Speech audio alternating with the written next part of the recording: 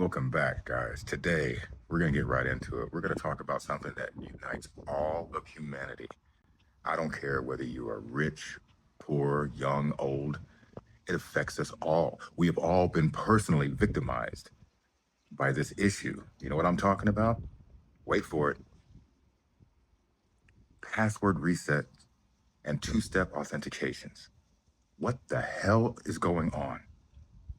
Because apparently, remembering your mother's maiden name from 1997 is the only way to get into your Netflix account. Let's get into this a little bit.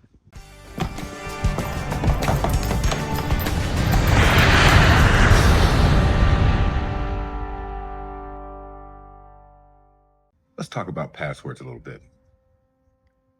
Every website has its own unique rules, for setting up your password. It has to be 12 characters in total. One uppercase letter, one hieroglyphic, I don't know, your left arm, your blood type, your firstborn, whatever it may be. These rules are ridiculous and all of them are different. And then when you finally get something that suits their needs, you think, and that you're going to remember, something comes and says, oh, no, you can't use passwords you've used before. Apple, I'm talking to you. So now what? What do they think? I'm William Shakespeare. I'm going to write poetry every time I try to log into my account. This is crazy. I can hear the voice now. It sounds like the old AT&T operators. They want to give you rules with this little condescending voice. You know what I'm talking about, that voice. Sir, your password must include one uppercase, one lowercase, one emoji, one number, one screen from a dying goat. I'm like, bro, all I want to do is order socks on Amazon. So all this, to me, is infuriating. And, oh, I forgot. There's always, and one character. Yeah, I got your character. Then, of course, the inevitable happens. You forget your password. You type in just three wrong guesses, and all of a sudden, the website treats you like you're an international cybercriminal. Saying things like, we've locked your account due to suspicious activity. Suspicious activity? It's me. I just can't remember if the S in eat is capitalized or not. Then comes the email, reset your password here. And of course, that expires in 2 seconds. So by the time you open up Gmail, just like that, new notification, I'm sorry, this link has already expired. Please try again later. So now you spent 25 minutes in creating a new password that you have now also forgotten. And now it's time to talk about the two-step authentication, because one step just wasn't enough. Let me put it to you like this. I'm logging into my bank, and then my phone buzzes. So after your phone buzzes, you check it and it says, we've sent a code to your device. And you think to yourself, what device? Is it my laptop? No. Is it my iPad? I don't think so. Maybe a toaster? A television? My refrigerator? No. They sent it to a device that you no longer have. They sent it to a phone number that you had 3 phones ago. So you have no idea where this code is. It's lost somewhere out there. Okay, so let's just say, for the sake of this story, that you checked in your kitchen, one of the old drawers, all the way in the back, you found that old phone they sent. That's the device they sent the code to. So now you have the device and you have your code. So the next step is the security questions. Do you ever remember these security questions? They ask you questions like, what's the name of your first pet? Well, I honestly don't remember. I was 5. I don't remember what I ate yesterday. Then they ask questions like, what's your dream job? Well, I don't know. It depends on when you're asking. If you asked me when I was a kid, it would be I wanted to be Spider-Man. As I matured a little bit, I wanted to be an astronaut. And now that I'm fully matured, I just want to be a rich person. So am I getting held back and kept out of my information because I've matured? And just so we know, let me just tell you what really kills me. What really kills me is a lot of times the answers to your questions are case sensitive. So answers like goldfish, small g, isn't the same as goldfish, capital G. So now, because you've answered that wrong or you can't remember that, you're locked out of your life. Okay, I think that's enough ranting on that. But let me ask you something. Let's forget about the passwords. Let's talk about the fingerprint and the Face ID. Have you tried to use this? Has this technology betrayed you yet? Because look, sometimes the Face ID doesn't recognize you if you grew a beard, or maybe you're holding your phone at a 12-degree angle. Who knows? Maybe you got punched in the face. I don't know. But your phone does not recognize you now. So now you're locked out of that too. But it's funny, they don't recognize you until it's time to pay your bill. Then, of course, they're going to contact you. It doesn't matter if you have a beard, a mustache, makeup on. You could grow a horn out of your head. It's going to recognize you because it wants your money. But when you're trying to get in someplace, forget it. If the ideal conditions, if the conditions aren't perfect, you're locked out of that too. And as far as the fingerprints go, oh my God, they are so goddamn sensitive. You wash your hands once, all of a sudden, your thumbprint isn't recognizable. So basically, I don't know, guess you go rob yourself. So, in conclusion, there is nothing in this world that is more secure than the account I'm trying to get in. Because I've been struggling with this for, I don't know, at this point, it's been an all-day affair. You almost invite hackers to come and go ahead and steal your identity because you'll never get in either. And if you do, good job. You deserve it. Okay, guys, that's it for the episode today. I had to get that off my chest because I am literally currently going through that right now. So if you liked what you hear, make sure you hit that subscribe button harder than you hit the forgot my password button. Because if you don't hurry up and subscribe, they may lock me out of here. So I will see you on the next episode, assuming I can log in. All right, guys. See you later.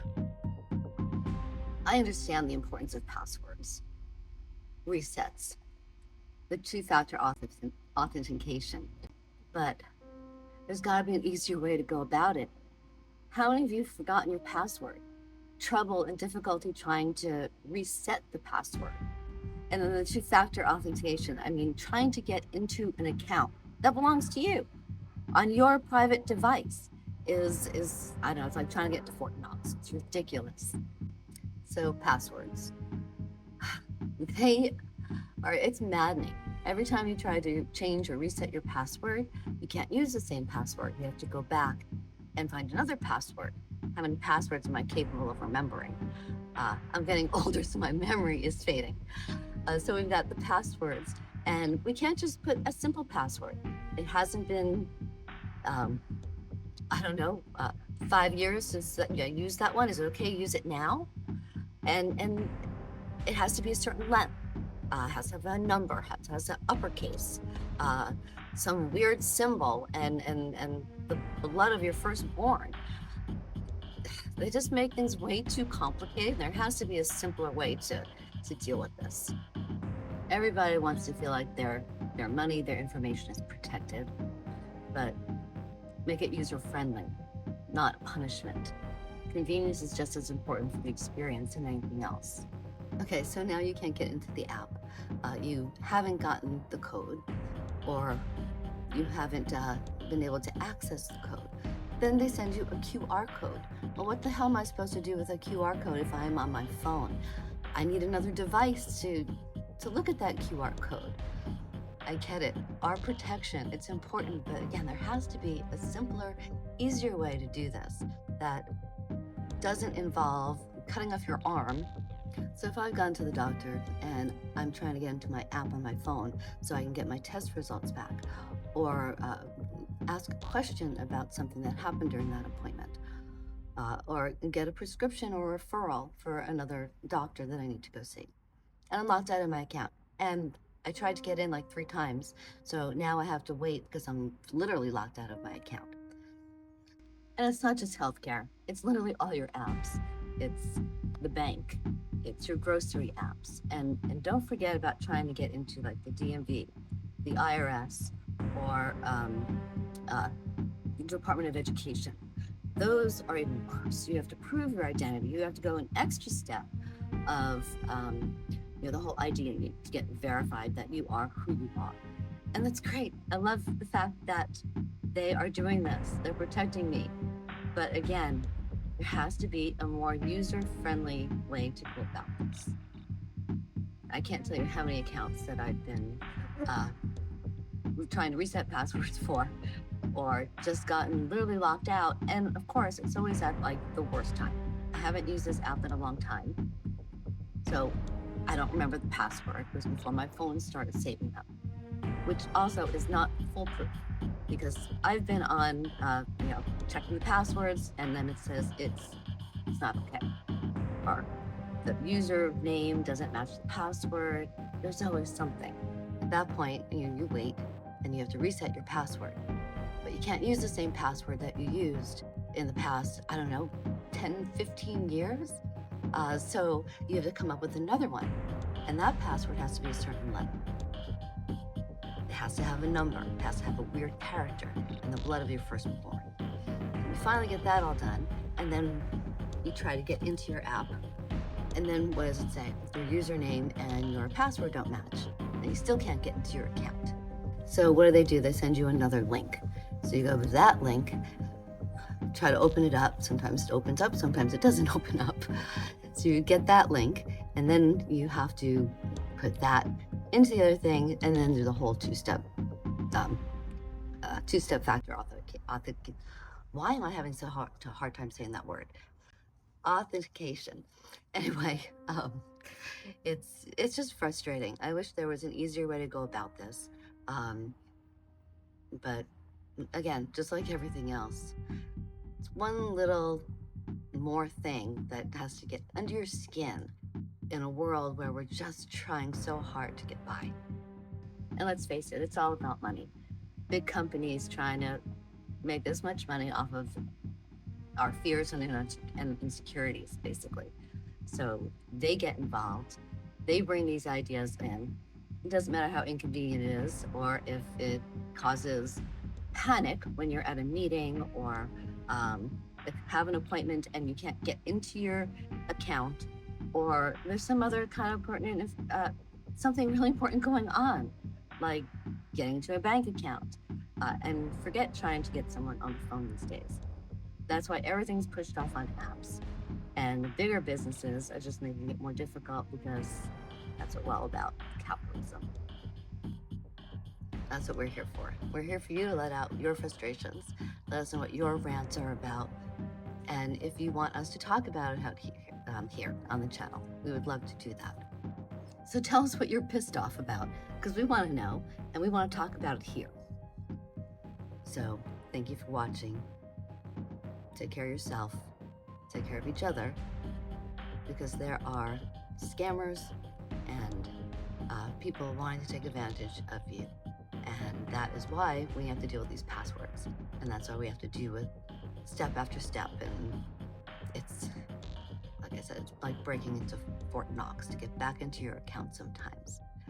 So thanks for watching.